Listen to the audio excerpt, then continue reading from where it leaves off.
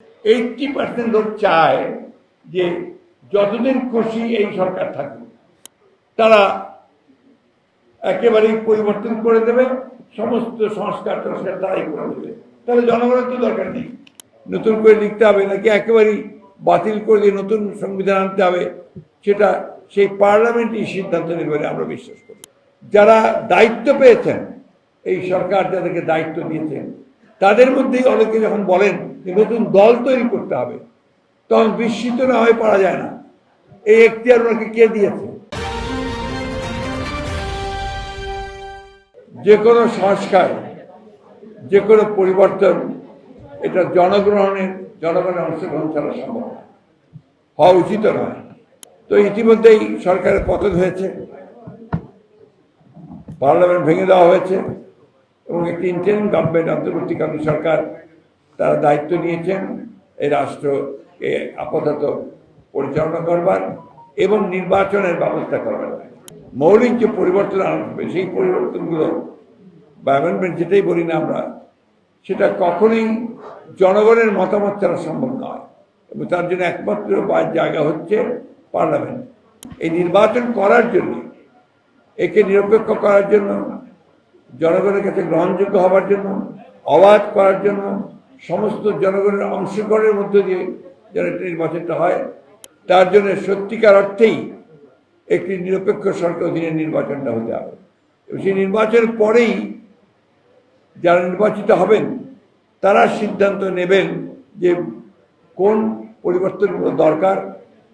এটা কি আপনার শুধু পরিবর্তনের দরকার না, আবার নতুন করে লিখতে হবে? অনেকে প্রশ্ন নিয়ে আসছেন আজকে, নতুন করে লিখতে হবে নাকি একেবারেই বাতিল করে দিয়ে নতুন সংবিধান আনতে হবে, সেটা সেই পার্লামেন্টই সিদ্ধান্ত নেবে বলে আমরা বিশ্বাস করি।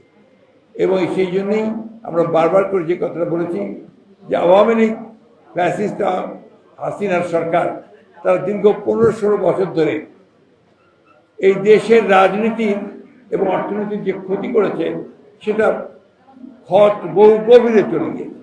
শুধু একটা সুষ্ঠু অবাধ নির্বাচন করতে গেলে ন্যূনতম যে পরিবর্তনগুলো দরকার, ব্যবস্থাটা দরকার, সেটা নিতে হবে। আমাদের দুর্ভাগ্য এই দেশের এই জাতি, যে যখনই আমরা একটা সুযোগ পাই, আজকে ছাত্র জনতা তাদের বুকে রক্ত দিয়ে যে সুযোগ তৈরি করে দিয়েছেন আমাদেরকে সামনে এগিয়ে যাবার, আমাদের ব্যবস্থাকে জনগণের একটা অনুকূলভাবে জনগণ যা চায় সেভাবে নিয়ে আসার, সেটাকে নস্যাৎ করবার জন্য, নষ্ট করে দেওয়ার জন্য ইতিমধ্যেই আপনার কাজ শুরু হয়েছে। আমি অবাক হই যখন দেখি আমাদের অত্যন্ত শিক্ষিত মানুষেরা, সমাজে যাদের অত্যন্ত গুরুত্ব আছে, তারা যখন বিভিন্ন রকম কথা বলেন যে অত্যন্ত বিভ্রান্তিমূলক। যারা দায়িত্ব পেয়েছেন, এই সরকার যাদেরকে দায়িত্ব দিয়েছেন, তাদের মধ্যেই অনেকে যখন বলেন যে নতুন দল তৈরি করতে হবে, তখন বিস্মিত না হয়ে পারা যায় না এই এখতিয়ার ওনাকে কে দিয়েছে। উনি এই দায়িত্ব পেলেন কোথায় যে তিনি বলবেন যে নতুন দল তৈরি করতে হবে? তাহলে আমরা কি করে জনগণ ভাববে যে এরা নিরপেক্ষভাবে কাজ করছে?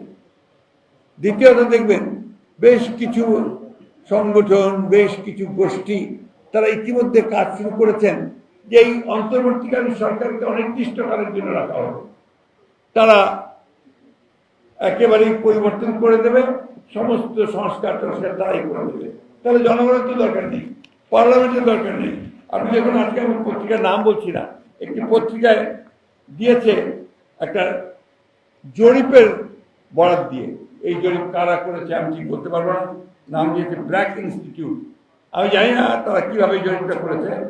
তারা বলেছে 80% লোক চায় যে যতদিন খুশি এই সরকার থাকবে। এটা আমি জানি না তারা এই কথাগুলো থেকে পেলো, কিভাবে পেলো, কিন্তু জনগণ এটা কোনোদিনই মেনে নেবে না। এই ধরনের কথা, এই ধরনের রিপোর্ট করা থেকে আমার মনে হয় যে ভেবেচিন্তেই করা উচিত এবং এটা যেন বিভ্রান্তির সৃষ্টি না হয় সে বিষয়টাও আমাদের খেয়াল রাখতে হবে।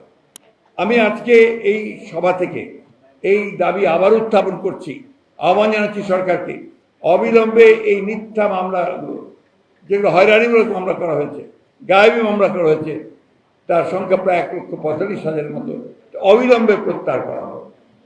আরেকটি দাবি এবং আহ্বান আমি জানাতে চাই যে এই সংগ্রামে, স্বৈরাচার বিরোধী এবং ফ্যাসিবাদ বিরোধী সংগ্রামের মধ্যে যারা পঙ্গু হয়েছেন, নিহত হয়েছেন, আহত হয়েছেন, তাদেরকে ক্ষতিপূরণ দেওয়া এবং তাদের পরিবারকে পর্যাপ্ত ক্ষতিপূরণ দেওয়ার ব্যবস্থা করতে হবে।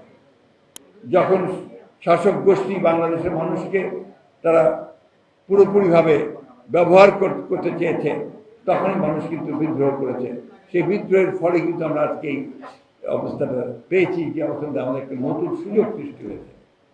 আসুন আমরা সবাই মিলে এই সুযোগটাকে কাজে লাগিয়ে সত্যিকার অর্থে দ্রুত সময়ের মধ্যে আমরা যেন জনগণের নির্বাচিত একটি পার্লামেন্ট নিয়ে তার দ্বারাই সমস্যার সমাধান করতে পারি, সেই চেষ্টাটা আমাদের করতে হবে।